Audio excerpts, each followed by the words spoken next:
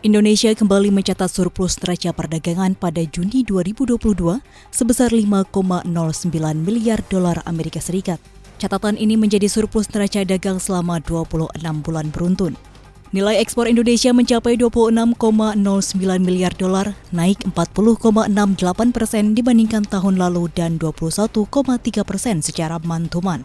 Sementara impor mencapai 21 miliar dolar AS.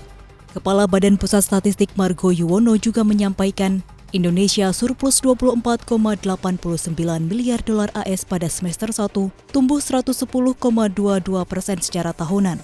Capaian positif ini disebabkan durian runtuh atas lonjakan harga komoditas, khususnya pada ekspor andalan Indonesia seperti minyak kelapa sawit, nikel, tembaga, dan batu bara.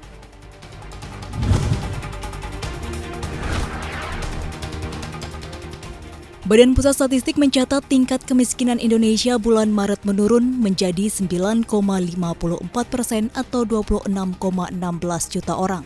Kepala BPS Margo Yuwono menyampaikan, dibandingkan Maret 2021, ada penurunan 0,6 poin atau 1,38 juta orang. Sementara dibandingkan September 2021, penurunan tingkat kemiskinan mencapai 0,17 poin atau 0,34 juta orang. Margo menyampaikan, penurunan kemiskinan tidak lepas dari pemulihan ekonomi yang berlangsung sejak tahun lalu. BPS juga mencatat garis kemiskinan naik 3,97% menjadi Rp505.469 per kapita per bulan pada Maret 2022. Data dari BPS juga menunjukkan lebih dari 70% pengeluaran penduduk miskin kini tersedot ke pengeluaran makanan seperti beras, rokok, kopi bubuk hingga mie instan.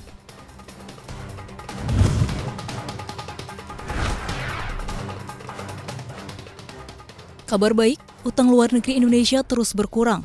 Posisi ULN Indonesia pada akhir Mei 2022 tercatat sebesar 406,3 miliar dolar AS atau 6.094,5 triliun rupiah. Bank Indonesia menyatakan penurunan tersebut terjadi lantaran adanya penurunan utang luar negeri sektor publik dari pemerintah dan bank sentral serta sektor swasta. Posisi utang luar negeri pemerintah tercatat sebesar 188,2 miliar dolar AS. Sementara utang luar negeri swasta tercatat sebesar 209,4 miliar dolar AS, turun 0,7% secara tahunan. Menurut Bank Sentral, utang luar negeri Indonesia pada bulan Mei 2022 tetap terkendali, tercermin dari rasio terhadap PDB yang turun dari 32,6% menjadi 32,3%.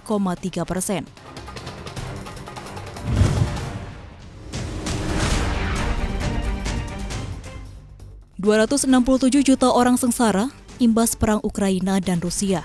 Pernyataan keras itu dilontarkan Menteri Keuangan Indonesia Sri Mulyani di Forum Internasional G20. Sri Mulyani mendorong para koleganya yang hadir di G20 agar persoalan darurat mengenai krisis pangan harus diatasi. Pengerahan semua mekanisme pembiayaan yang tersedia segera dilakukan untuk menyelamatkan nyawa dan memperkuat stabilitas keuangan dan sosial. Menurut Sri Mulyani, saat ini dunia sangat membutuhkan uluran tangan, bukan perang. Sri Mulyani mengatakan Indonesia sebagai Presiden G20 akan menavigasi pertemuan agar tercipta kesepakatan yang mampu membantu masyarakat dunia. Sejak Februari, perang meletus di Ukraina menyebabkan persoalan baru muncul di perekonomian dunia selain COVID-19. Ditambah dengan sederet sanksi dari berbagai negara terhadap Rusia dan banyak negara untuk membatasi ekspor khususnya pangan. Tidak sedikit negara yang alami beban berat hingga jatuh dalam krisis ekonomi, politik, dan sosial. Belum lagi ada persoalan utang yang menyebabkan negara tersebut bangkrut.